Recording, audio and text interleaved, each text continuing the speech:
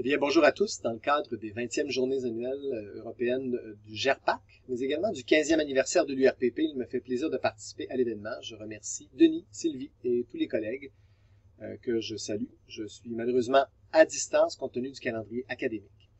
Je vous présente l'étude multicentrique 2017 canadienne de surveillance qui regroupe 83 établissements de santé. C'est à notre connaissance la plus grande étude internationale de ce type. Ce projet implique notamment Laure Chauchat, interne en pharmacie chez nous actuellement, Cynthia Tanguay, France Labrèche, Nicolas Caron et Sébastien Gagné, des collaborateurs de l'IRSST et l'INSPQ. Alors, nous allons revoir quelques éléments de contexte, vous présenter les résultats de l'étude et commenter brièvement la suite des choses. Trois types de surveillance. La surveillance médicale qui porte sur l'humain et son état de santé en lien avec les effets potentiels de médicaments dangereux. La surveillance biologique qui vise à mesurer les traces de surveillance urinaire et la surveillance environnementale qui mesure cette fois les traces sur les surfaces de travail. Je vous réfère à cet article de Tom Connor qui propose un excellent rappel méthodologique pour concevoir une étude de qualité et tenir compte de l'ensemble des paramètres pour que les résultats soient reproductibles de qualité avec une bonne validité interne et externe. Alors nous tentons de respecter la plupart de ces principes. Nos travaux présentent les résultats d'une étude multicentrique menée au Canada par notre équipe depuis 2008. Alors on voit que nous sommes partis de 25 établissements de santé. En 2016, notre dernier article porte sur 66 établissements. Voici les résultats d'une cohorte 2017 de 83 établissements. Je rappelle qu'il s'agit d'une étude avec participation volontaire qui porte sur 12 points de mesure. C'est une étude où chaque établissement contribue financièrement environ 1 000 $ pour le kit de surveillance que nous administrons, et c'est l'URPP qui prend en charge les analyses et la rétroaction afin de réduire la contamination. Nous mesurons en fin de journée, ou l'équivalent, donc sans qu'il y ait eu de nettoyage de fait, pour optimiser les chances de trouver des traces. Nous utilisons une lingette standardisée entreposée au frigo dans un tube de propylène, de polypropylène. Nous avons une méthode analytique validée qui cette fois inclut 10 médicaments cette année. Donc, nous avons ajouté au cyclophosphamide, à l'ifosfamide et au méthotrexate la citarabine, la gemcitabine, le 5-FU et l'irinotecan de façon quantitative. Et nous avons également évalué de façon qualitative le docétaxel, le paclitaxel et la vinorelbine. Tout ça par une combinaison de chromato et spectro de masse couplés. Et nous avons converti les résultats de ces analyses en nanogrammes par centimètre carré. Nos établissements se divisent en 3 catégories, petits, moyens, grands. Alors, on le voit par le volume de préparation, que ce soit pour l'ensemble des préparations de médicaments dangereux ou pour le nombre de grammes de cyclophosphamide. Alors, on voit le plus de la moitié de petite taille et 20 de moyenne et grande taille. Une majorité ne recourt à aucun circuit fermé, 62,7 ou 5%. Un tiers utilise des circuits fermés, en partie le plus souvent à la pharmacie, en ciblant des produits, avec en tête le Chemoclave, suivi un peu de Facile, très peu d'Equashield et de Tevadaptor. On peut discuter de l'équivalence inter-circuit fermé. Voici le portrait de ce que les gens ont utilisé au cours de la dernière année. Près de 80% des participants amorcent à la pharmacie, donc vont purger la tubulure avec un salin ou dextrose selon le cas pour réduire le risque de contamination. 87% vont retirer l'emballage externe, sachant qu'il est contaminé en provenance du fabricant. 81% vont laver les fioles, également pour retirer des traces externes, pour éviter de contaminer par la suite le circuit. 6 points standardisés, dis-je, à la pharmacie. Donc, on a le comptoir de réception, la grille de la hotte, le passe-plat, une tablette d'entreposage, le plancher et un bac de transport. À l'étage, une tablette de rangement, un bras de fauteuil ou de comptoir, une table, un comptoir d'amorçage, une table au chevet du patient et un contenant externe.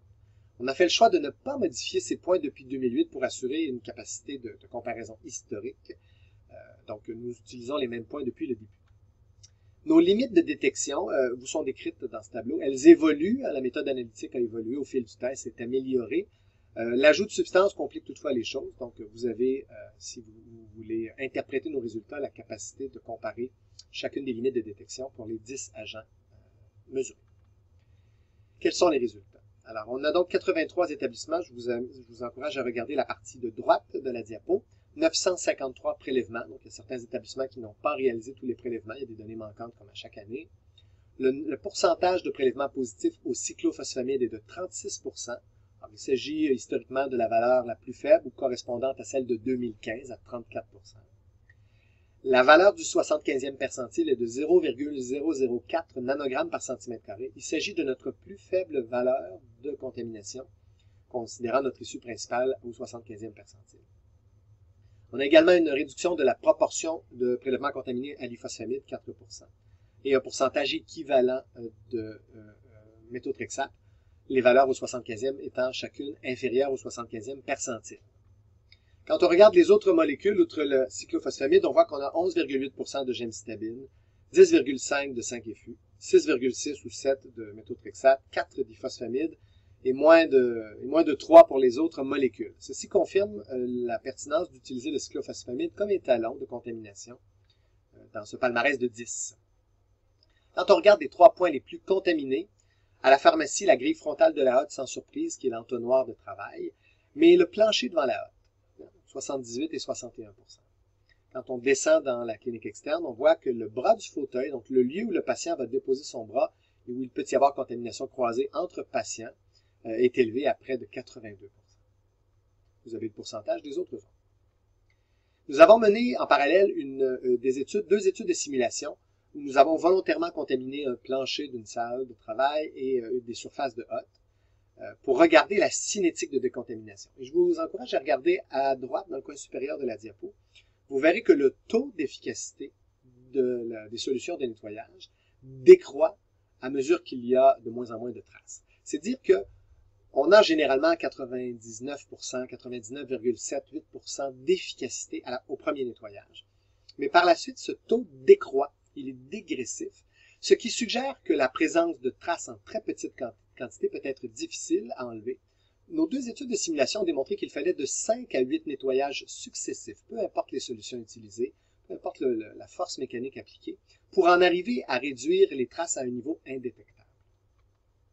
Quand on regarde de façon quantitative, on voit qu'au 75e percentile, la valeur de notre étude est au-delà de la LOD pour seulement le cyclophosphamide.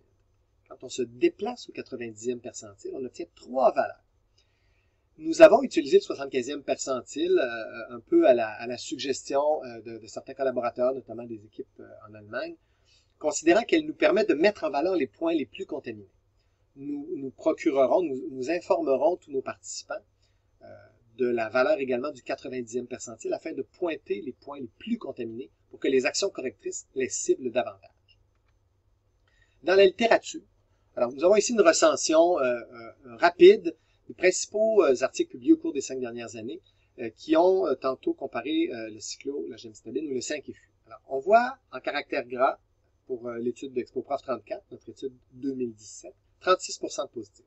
Et si vous descendez d'un coup d'œil dans la boîte en rouge, vous verrez que le taux de prélèvement positif est supérieur, je dirais à l'exception de Muller-Ramirez et Viegas. Donc, dans toutes les autres études, on a des taux, je dirais, similaires ou plus élevés. Donc, notre situation canadienne se compare avantageusement à la littérature, même si on a dans ce cas-ci des contextes qui varient, des points différents.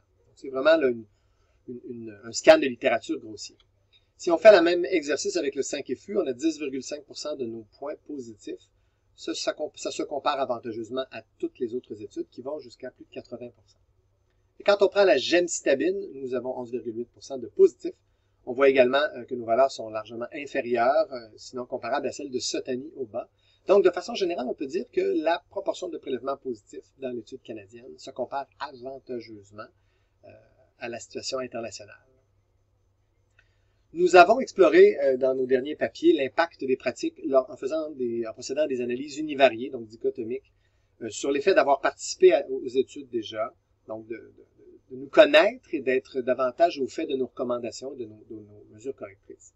Sur le fait d'utiliser des circuits fermés, des circuits clos, le fait de retirer les emballages extérieurs ou de nettoyer les fioles. Dans ces 4 situations, il n'y avait pas de différence sur notre issue principale, qui est la valeur du 75e percentile, entre les utilisateurs ou non de ces mesures correctrices ou le fait d'avoir participé. Donc, pas de différence. Dans l'étude 2016, les données 2017 que nous possédons depuis quelques jours seulement sont en cours d'analyse et les résultats seront présentés à l'American Society of Health System Pharmacists en décembre. En ce qui concerne 3 autres caractères utilisés dans l'analyse univariée, Les utilisateurs ou les préparateurs de plus grand volume de préparation ou d'un plus grand volume de cyclophosphamide ou ceux qui procèdent à l'amorçage des tubulures à la pharmacie. Ces trois situations sont cette fois associées à une différence de contamination au 75e percentile. Donc, on peut s'attendre à ce que les plus grands utilisateurs soient davantage contaminés et ceux qui procèdent à l'amorçage vont circonscrire la contamination à la pharmacie, réduisant le risque de façon générale dans l'étude. Ces résultats sont désormais présentés dans un site web personnalisé qui offre aux gens un recul historique de leurs données ainsi que les données canadiennes, année après année. Donc, une innovation qui nous a demandé beaucoup d'efforts au cours de l'été. Ces travaux s'inscrivent dans un plus grand canevas de recherche en pratique pharmaceutique. Alors, 3 études de surveillance urinaire sont complétées. Alors, 2 autres études chez l'adulte. Toutes les 3 ont permis de ne détecter aucune trace urinaire de cyclo, ifos, méthotrexate et du métabolite urinaire du 5-FU principal, le FBAL. Nous testons actuellement des stratégies d'entretien afin de répondre à la question peut-on éliminer réellement les traces et celles que nous observons sont-elles le fruit de traces historiques?